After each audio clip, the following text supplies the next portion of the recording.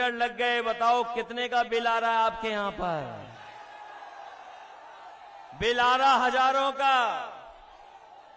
और अगर बिल नहीं दे पा रहे हो तो नोटिस आ रहा है साथ साथ। नोटिस। और महंगाई कहां पहुंच गई है? जो कभी फ्री दिया था सिलेंडर, बताओ आज उस सिलेंडर की कीमत क्या है? कीमत कहां पहुंच गई? जो आप सामान बाजार से खरीद रहे हैं, बताओ हर सामान महंगा हो गया क्या नहीं महंगा है? ये बीजेपी के लोग गरीब की जेब से पैसा निकाल करके अमीरों की तिजोरी भरने का काम कर रहे हैं और जो सुविधाएं गरीबों को मिलनी चाहिए उन सुविधाओं को छीनने का काम कर रहे हैं। क्या घोसी की विधानसभा इतिहास बनाने जा रही कि नहीं जा रही? बताओ आप। ऐसा चुनाव शायद ही उत्तर प्रदेश में देखने को मिला होगा,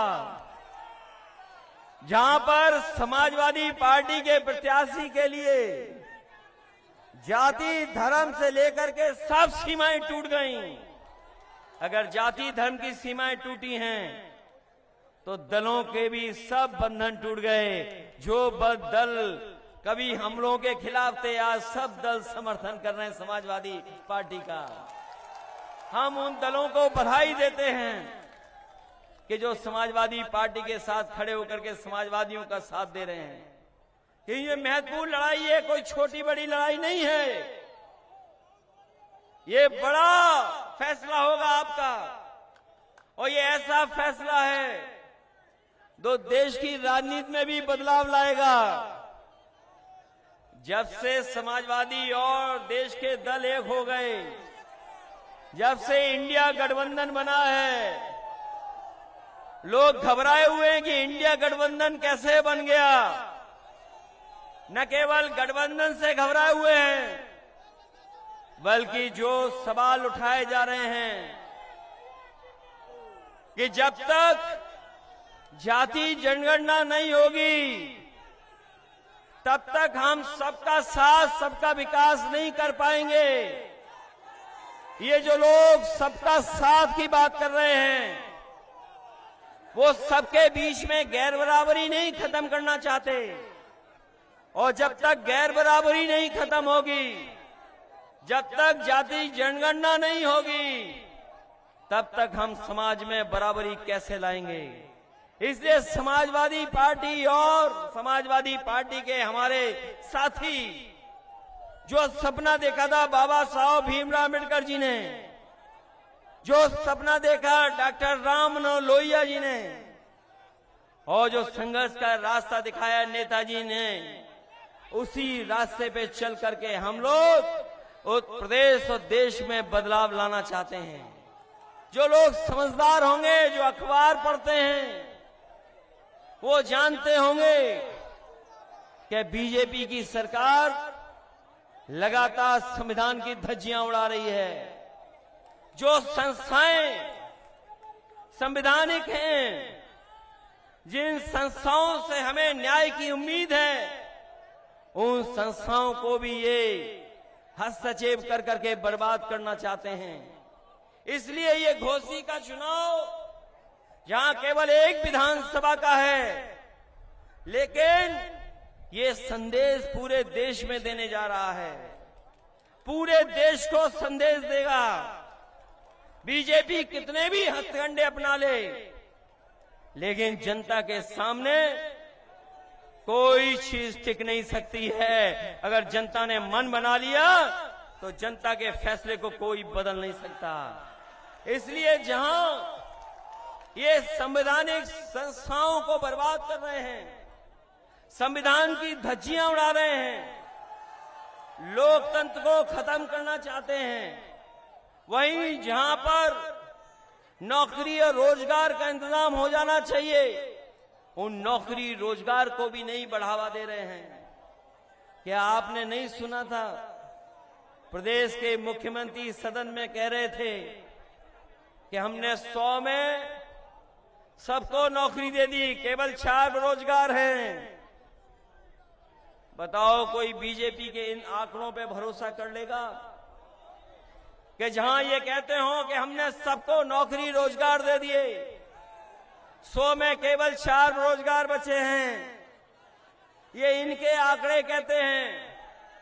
जब हम उनसे पूछते हैं कि 15 साल से ऊपर वाले नौजवान जो पढ़ना चाहते हैं, लिखना चाहते हैं, उनके रोजगार नौकरी का इंतजाम हो जाए, तो सरकार न जाने किस तरह की बात करती है। आज देश में और दुनिया में सबसे ज्यादा 15 साल से ऊपर वाली आबादी अगर कहीं दिखाई दे रही है तो वो आपके उत्तर प्रदेश में दिखाई दे रही है, जिसकी पढ़ाई की, नौकरी की, रोजगार का इंतजाम क्या होगा। लेकिन ये बीजेपी के लोग उनके भविष्य को अंधकार में डालना चाहते हैं। अभी जो जानकारी मिली है, 3000 प्राइमरी स्कूल ऐसे हैं जहां पर एक भी गरीब बच्चे ने दाखिला नहीं लिया, एडमिशन नहीं लिया है। 3000 ऐसे स्कूल हैं जिनमें कोई एडमिशन नहीं मिला, कोई लेने नहीं गया एडमिशन। क्या कोई कल्पना कर सकता है कि सरकारी स्कूल में बच्चे पढ़ने नहीं आ रहे हों, और अगर बच्चे पढ़ भी लें तो उनके पास नौकरी नहीं है, रोजगार नहीं है। मैं लखनऊ से चल करके घोसी तक आया हूं। जो लोग कहते थे कि 33 लाख करोड़ उत्तर प्रदेश में निवेश होने जा रहा है पैसा, मुझे ये बीजेपी वाले बताएं, लखनऊ से लेकर के घोसी विधानसभा तक और घोसी विधानसभा के आखिरी बॉर्डर तक और यूपी की सीमा तक अगर कहीं एक भी कारखाना लगा हो तो बता दो हमें। अगर एक भी फैक्ट्री लगाई हो इन्होंने तो बता दो। ये तो कहते थे कि 33 लाख करोड़ रुपए का निवेश हुआ है। लखनऊ से लेकर के घोसी और घोसी विधानसभा से लेकर के आखिरी बॉर्डर यूपी के, अगर एक भी कहीं कारखाना इन्होंने लगाया हो तो बता दो हमें। अगर सबसे बड़ी सड़क लखनऊ से और आपके गाजीपुर तक कोई दिखाई दे रही है तो वही पूर्वांचल एक्सप्रेसवे दिखाई दे रहा है, कोई दूसरा बड़ा प्रोजेक्ट नहीं दिखाई दे रहा है। समाजवादियों ने बनाया होता तो आपको कहीं झटका नहीं लगता। इन्होंने बनाया लेकिन उसको पूर्वांचल का सबसे बेहतर सड़क होती जो पूर्वांचल को विकास के रास्ते से जोड़ता, लेकिन वही आधा अधूरा वैसा ही छोड़ दिया। कोई मंडी नहीं बनी। अगर मंडी बनी होती तो हमारे किसानों की पैदावार को हम लोग कीमत दे सकते थे। कोई मंडी नहीं बनी। अगर मंडी बनी होती तो हमारे किसान को उससे कीमत मिल जाती, किसान को की फसल की कीमत मिलती। आज जो भी जा रहा है किसी और के हाथ में चला जा रहा है।